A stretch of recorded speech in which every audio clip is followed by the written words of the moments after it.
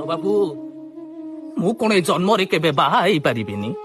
ଆରେ ଗଭର୍ଣ୍ଣମେଣ୍ଟ ଚାକିରି ଗୋଟାଏ କରିନି ବୋଲି ମୁଁ କଣ ମଣିଷ ନୁହଁ? ରେ କିଏ କହିଲା ତୁ ମଣିଷ ନୁହଁ?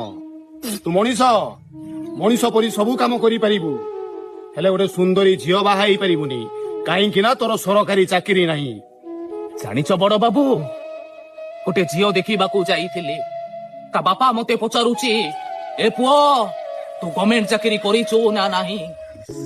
ଆଉ ଯେତେବେଳେ ମୁଁ ତାଙ୍କୁ ମନା କରିଦେଲି ବଡ ବାବୁ, ସେ ମତେ ଏମିତି ନାକ ଟେକୁଛନ୍ତି ଯେ ସତିକି ମୋ ମୁହଁଟା ଯେମିତି ଗୋଟେ ଗୋବର ଗାଡିଆ।